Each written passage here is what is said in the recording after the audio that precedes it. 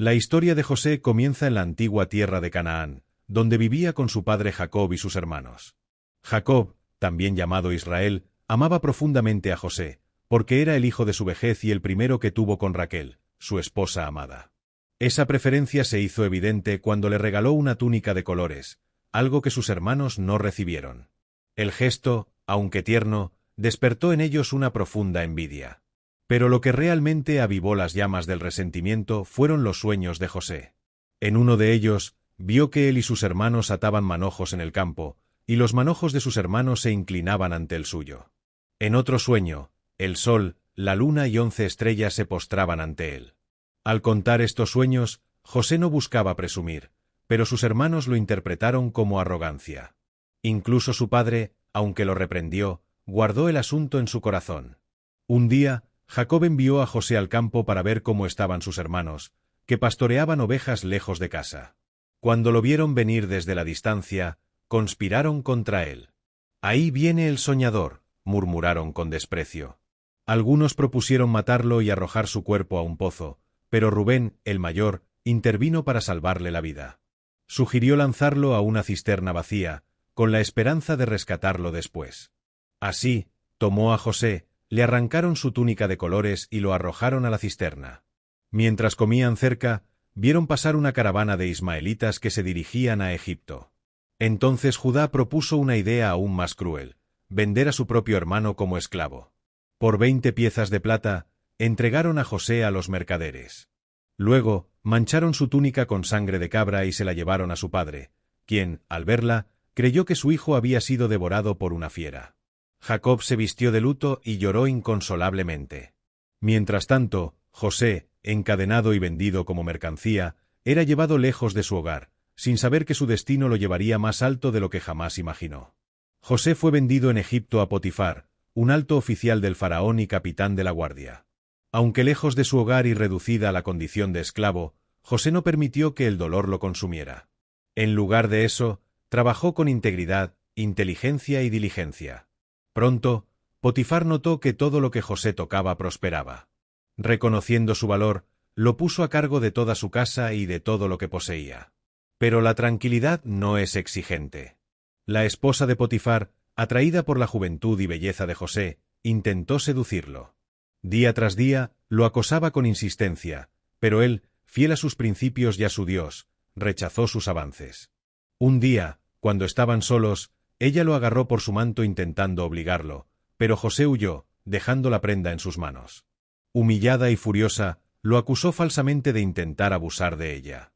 Potifar, al oír el relato, se llenó de ira y mandó a encarcelar a José. Así, de esclavo pasó a prisionero, encerrado injustamente en una mazmorra egipcia. Pero ni siquiera en la cárcel se rindió. El encargado del presidio pronto vio en él un espíritu distinto. Le dio responsabilidades, y José, una vez más, prosperó. A pesar de las circunstancias, no dejó que el resentimiento envenenara su alma.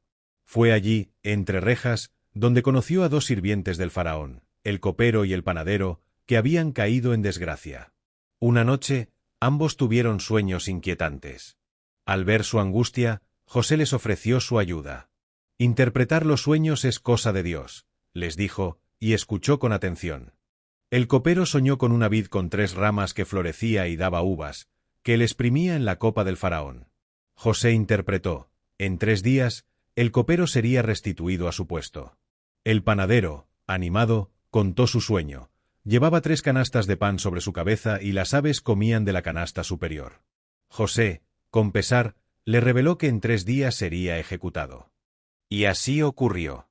Pero antes de que el copero saliera, José le pidió: «Acuérdate de mí cuando estés frente al faraón». Sin embargo, una vez libre, el copero lo olvidó. Pasaron 2 largos años. José seguía en prisión, olvidado por el hombre a quien había ayudado. Pero entonces, el faraón tuvo 2 sueños que lo perturbaban profundamente. En el primero, vio 7 vacas gordas y hermosas que salían del Nilo, seguidas por 7 vacas flacas y enfermizas que devoraban a las primeras. En el segundo, 7 espigas llenas y hermosas eran devoradas por 7 espigas secas y quemadas por el viento del desierto. Ninguno de los sabios de Egipto pudo dar sentido a estas visiones. Fue entonces cuando el copero recordó a José. «Conozco a un joven hebreo en prisión que interpreta sueños con precisión», dijo al faraón. De inmediato, el faraón mandó llamar a José.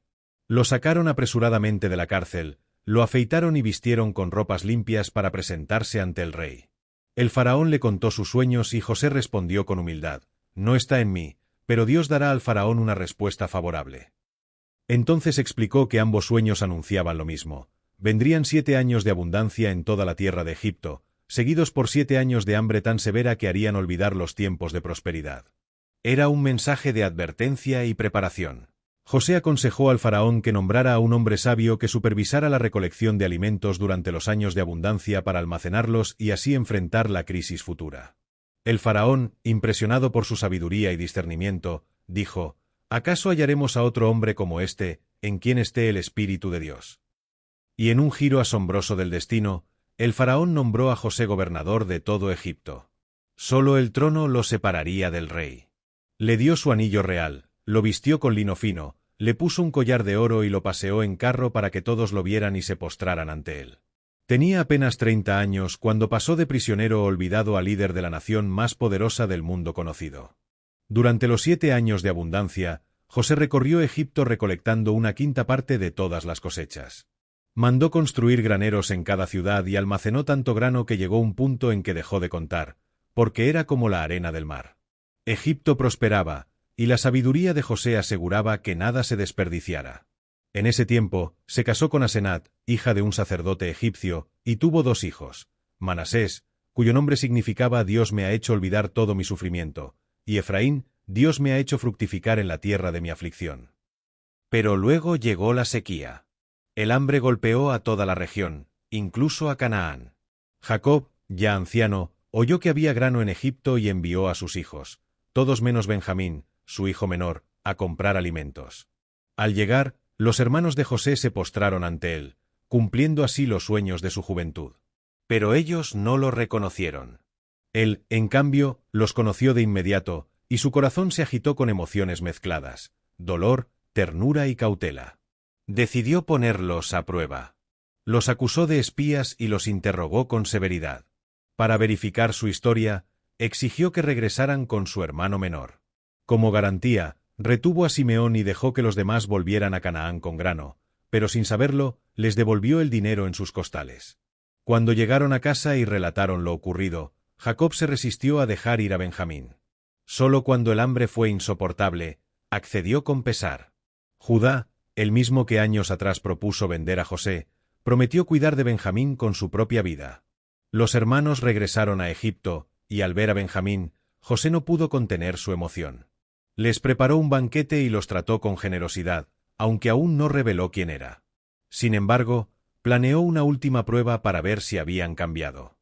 Antes de que los hermanos regresaran a Canaán, José ordenó llenar sus costales de grano y devolverle su dinero, pero además, escondió su copa de plata en el saco de Benjamín. Apenas partieron, envió a sus sirvientes tras ellos.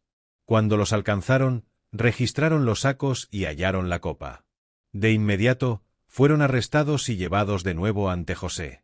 Allí, José fingió indignación.